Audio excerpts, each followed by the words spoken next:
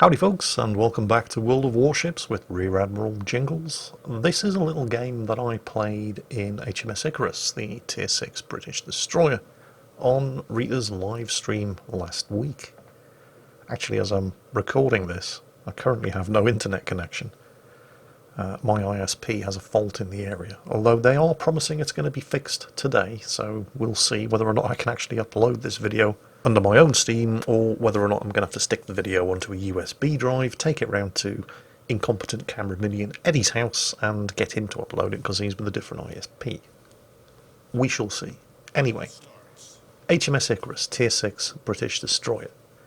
I unlocked this ship along with HMS Icarus at Tier 5, HMS Jervis at Tier 7, and HMS Lightning at Tier 8 from bonus missions received in Royal Navy containers that I earned from just playing the game with the current Royal Navy campaign running. I'm running the ship with a 10-point captain with a fairly standard destroyer build. We've got priority target Tier 1, so I know not only when I've been spotted but how many different ships are targeting me. We have last stand at Tier 2, so I can keep the ship moving and turning even if the engines or rudder have been disabled.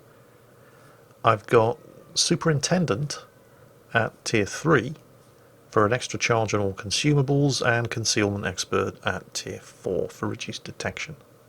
The combination of those skills means that I have a surface detection range of 6 kilometers, which isn't bad, and which allows me to actually stealth torpedo for the first time in the British destroyer line. Your torpedoes have a range of 7 kilometers, so it doesn't give you a huge window of opportunity to get those torpedoes away undetected, but you can certainly do it.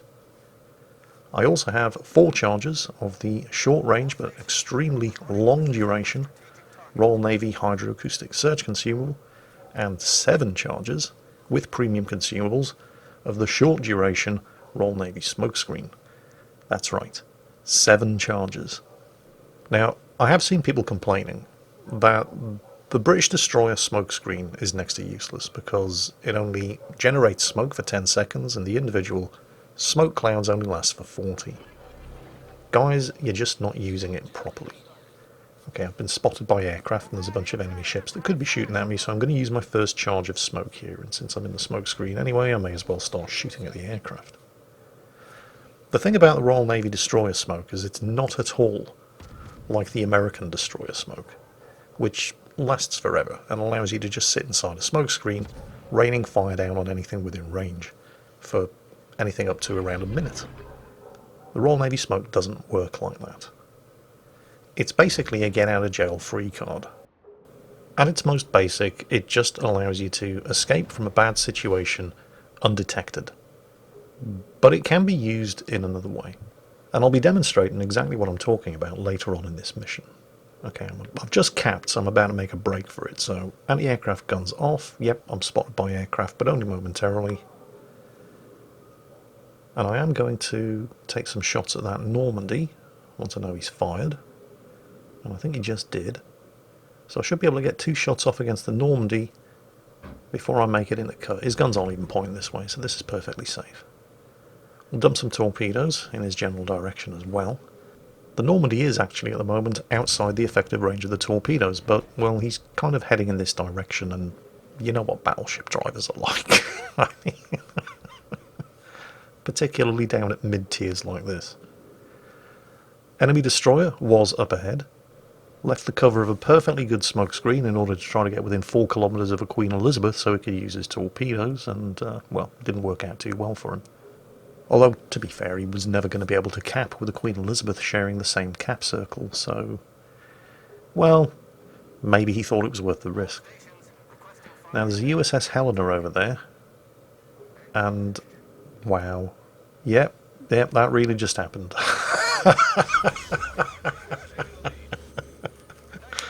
The Normandy wasn't even in range of the torpedoes when I fired them, but hey, using the WASD keys is clearly an advanced skill that's only unlocked on Tier 7 battleships or higher. Right, now for that Helena. The Helena can do a serious amount of damage to me, if I let it. But I'm pretty sure the Helena is occupied with finishing off that Queen Elizabeth. It's not a great situation for the Helena to be in either, because that's a Queen Elizabeth, but with the fires that she's set, and yeah, of course I am now spotted, but I'm slowing, in anticipation of the Helena finishing off the Queen Elizabeth, which she has done, and turning the guns on me, but I've got the smoke up again. The Helena's been sunk. It wasn't just me, I had some help doing it, not least of which from the Queen Elizabeth there. And I'm capping. There were enemy aircraft around, so I'm in no rush to leave this smoke screen, but I only have to stay undetected for a few more seconds, and bingo, that's now 2 captures, Alpha and Bravo. So that's 2 caps, 1 battleship sunk, and I've assisted in the destruction of an enemy cruiser. Pretty sure there are no further enemy ships on this flank, so it's time to spool up the turbines and get my ass moving to wherever the rest of the enemy team are. Right now, almost all of the remaining enemy ships are either located or have been spotted recently, the exception being, of course, the enemy aircraft carrier. That hood, however, is looking like a very juicy target. Well, not quite as juicy as the Leander, but I can't actually do anything to the Leander, and he's been sunk. So we have a definite cap advantage, we've got a ship advantage, even though we have just lost on North Carolina. This is a tier 8 game, by the way, just in case it wasn't immediately obvious. And we've got a very definite points advantage. In fact, the enemy team are struggling to hold on. With no caps, and having lost more ships than us, they're down to 160 points. I've got a reasonably good idea of where that unspotted enemy carrier is likely to be. He's almost certainly going to be up here somewhere, and friendly fighters are heading for that location, so if he is up there, he's not likely to remain undetected for long, and there's a strike wave coming in after him. I would dearly love to sink that carrier, but I'm going to have to take care of the hood first. Yep, carrier detected by aircraft, but he's our aircraft carrier's problem for the moment. I can't do anything to that independence with this hood in the way. Now, the course that the hood is sailing has actually taken him further and further away. He's actually isolating himself from any support and assistance that he may have been able to take advantage of from the rest of his team, with the possible exception of that aircraft carrier. If I want to get anywhere near the carrier and finish the job that our own carrier has started, I'm going to have to take the hood out first. So at extreme range, I open fire. Now, of course, this means I'm detected, but the hood is firing his armor-piercing at another target. Actually, it looks like our carrier is conducting an attack on the hood, rather than the enemy carrier. Okay. Well, this is good, because it means that hood has far, far bigger things to worry about than some tiny little destroyer's 120mm guns. So while I am detected, I'm not targeted. The hood has far bigger things to worry about than me at the moment, and nobody else actually has the range to hit me with anything. Oh, I'm being targeted now, however, although only momentarily. I'm pretty sure that was the hood, but then he thought to himself, well, actually, there are much, much easier targets to hit than a tiny destroyer at this kind of range. Now, these 120mm guns don't have a particularly great chance of setting a fire on target, but if you hit a target enough, you are going to get some fires. The rate of fire isn't bad, but the turrets turn very, very slowly. Well, they're not that slow. It takes 18 seconds to do a 180-degree traverse, so way better than a Russian or Japanese destroyer, but not quite as good as an American destroyer. And while the hood is a very fast battleship, it has a top speed of 32 knots, it doesn't hold speed particularly well when it turns, which he is doing a lot of in order to try to dodge incoming fire, but even if it could maintain that speed of 32 knots, I can go faster than that, so he's never going to be able to outrun me. At the moment, he is still focusing on eliminating Rita behind me in her Molotov, because that's a far easier target to hit than a tiny little destroyer. This is why he's still firing armor-piercing, and he has in fact managed to hit and sink Rita, although we are up to 636 points, we still have 2 caps, and the enemy have still not managed to claim Charlie, although they are contesting it. We're way ahead on points. We're ahead on kills. He's still not targeting me directly, but there are some dive bombers coming in from that Independence. I've no idea where it's gone. It must be ahead of the hood somewhere. So let's maneuver as the hood engages another target. And I do manage to dodge the bombs from the dive bombers. But it's only a matter of time before that hood realizes that he cannot run away from me, and the longer he ignores me, the more the damage from these 120mm high explosive shells, which individually don't do a huge amount of damage, but it is really starting to add up. And at some point, he is going to turn around and he's going to fight me. Just not quite yet. He's still got a target for his armor-piercing shells. So I'm going to continue to take advantage of that and attempt to at least get another fire, and if I can't do that, well, we just keep chipping away at his health. They have managed to sink another one of our ships. It's another tier 8. The Bismarck's gone down, got torpedoed by the enemy Tirpitz. But this is the point where the Hood decided, I've had enough of this persistently annoying little bastard in the Icarus. Now he has actually switched to high explosive, and I'm about to take a salvo from the rear 15-inch gun turrets. The Hood isn't known for being the most accurate of battleships, but at this kind of range, it's not bad. Now the high explosive hurt, but ironically, if the Hood had been firing armor-piercing still, that would probably have done a lot more damage because I'm facing him straight on, which means the armor-piercing 15-inch shells would have penetrated the bows, travelled the entire length of the ship, armed, and done full penetration damage. But I'm now close enough to give him some torpedoes. And I'm slowing, and here comes that very short duration Royal Navy destroyer smoke. Of course, he can't see me, but I can't see him either, at least until he fires his guns, and then he's visible even through the smoke. And this Hood captain knew a thing or two, because he's managed to dodge every single torpedo.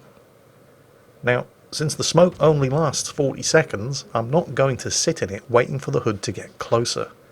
It's a get out of jail free card, but I've now slipped back behind the smoke screen. Remember, you don't have to be in a smoke screen to gain any benefit from it, and I'm opening up the distance on the Hood again, more or less just raining down fire on him with a 120mm HE and waiting for the torpedoes to reload. It's not the only thing that's going to reload very quickly. I have less than 30 seconds to go before I can use that smoke again. Meanwhile, the enemy team are making something of a comeback. I mean, they're still way behind on points. They still don't hold any of the caps, but they're managing to level at least the number of kills. We now only have a one-ship advantage over them. This match is by no means a foregone conclusion. Okay, my smoker's almost ready to go again. I've still got plenty of charges, and I'm not going to slow down this time and lurk within the smoke because the Hood is pursuing me, and I want to try to open the distance again to something, well, a lot safer than this. I can still use the smoke, even though I'm not actually in the smoke screen, to shield myself from detection by the Hood, and continue firing into the process. My torpedoes are almost ready to go. Actually, no, I'd better turn the other way just to be safe and keep the smoke screen between me and him. And he knows that he can probably expect torpedoes. He's turning nose in towards the smoke screen. Like I said, this guy wasn't stupid. Torpedoes are ready. Off we go. And again, let's open up the distance. You can single fire the torpedoes on a British destroyer, by the way, but I'm sending 4 torpedo spreads because I know this guy is going to be manoeuvring. So I want to cover as many bases as possible.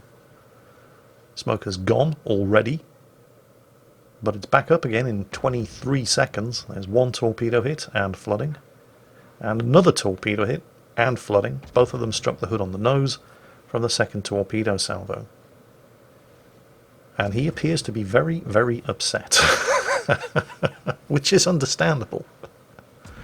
And he's determined to sink me, even though I'm not the only problem that he has at the moment. And he's having a damn good go of it, but smokescreen back up, just as he disabled my rear turrets and my steering. But I've got the last stand skill, so I can continue to manoeuvre. And I've set another fire, which couldn't have come at a worse possible time for this guy, because he's just used his damage control to take care of the flooding inflicted by those 2 torpedo hits. I'm not actually in any rush to use my own damage control right now. Gun turrets are all back up. His guns aren't even pointing at me anymore. Yeah, I'm not entirely sure he's given up. I think he's still going to kill me if I give him the chance. So 30 seconds and I get my torpedoes back. Alright. Let's move. Smoke's about to expire. He's going to spot me again. Aha, there you are, you little bastard. And yep, here it comes. Now he's obviously going to want to sink me the second I become visible, and not just because I've been annoying the shit out of him for the last 10 minutes. We only have 4 ships left at this point, and I'm looking like the easiest kill. They could still win this game. We are up to 952 points, but never underestimate your team's ability to throw a match. 955 points. My smoke is back up. Now you see me. Now you don't. I'm going to get the torpedoes away. There's the smoke. Slowing. Slowing. Slowing. And undetected. I shouldn't have actually bothered with the torpedoes because we burnt him down from the fires alone. However, there are now only 2 of us left alive. The team are desperately trying to throw the match, and there are only 2 enemies left alive. The carrier and that roamer over there, within 7 kilometers. This is why I shouldn't have used the torpedoes on the hood, so that was a bit of a miscalculation. However, the roamer, okay, I can get some shots on him while I'm hidden in the smoke screen, and I do get incredibly lucky with my first salvo of only 2 high explosive shells, set the roamer on fire. He's on such low health that he immediately uses his damage control, so if I can set another fire, this guy is dead.